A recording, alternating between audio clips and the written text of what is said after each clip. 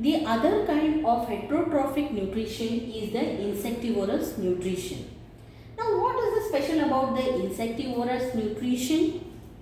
The plants which follow the insectivorous nutrition, they derive some of their nutrients from small insects and small animals which they trap. So they completely don't depend upon the insects and the small animals for their nutrition, but partially depend upon these insects and animals for nutrition. And the plants which follow this kind of nutrition, that is insectivorous nutrition, are called as insectivorous plants. Now, the examples of insectivorous plants are Venus flytrap and pitcher plant. Let us go through them one by one. To begin with, we shall go through the Venus flytrap. Now, the Venus flytrap plant looks like, just go through this image. The Venus flytrap appears like this. Now, what is the speciality of Venus flytrap? Here, the lamina of the leaves, they are modified into lobes. And as the insects sit inside these lobes, a mechanism triggers and the lobes get interlocked. And the insect gets digested inside by the digestive juices which are being produced by the plant. Now let us go to the other plant which follows the insectivorous nutrition, that is the pitcher plant. In pitcher plant, what happens and how it looks? Now the pitcher plant appears in this way. It looks like a pitcher here.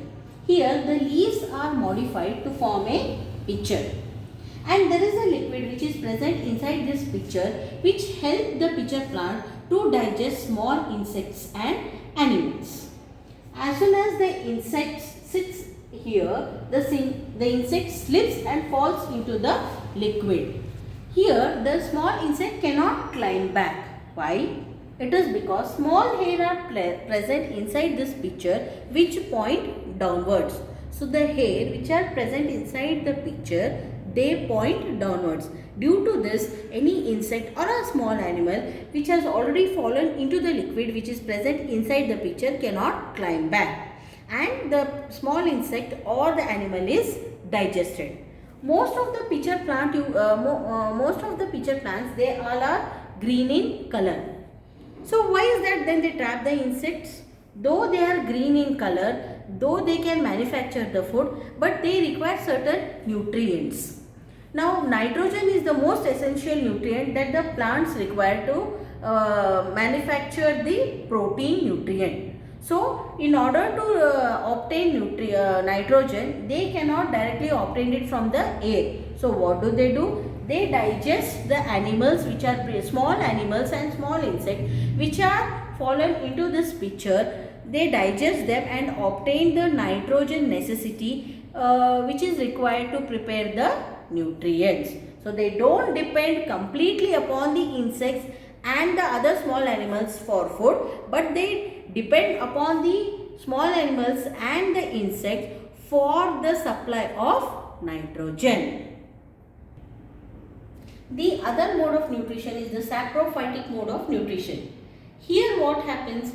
Here the plants derive the nutrients from the dead and the decaying matter. So they obtain all the nutrients which are essential for their survival. They obtain it from the dead and decaying organisms. Example are bacteria and fungi. So what do? They break down the nutrients into the simple form in which they can obtain by the digestive juices which are essential for their survival. And the organisms which follow the saprophytic nutrition are called as saprotrophs. And example are certain bacteria and fungi.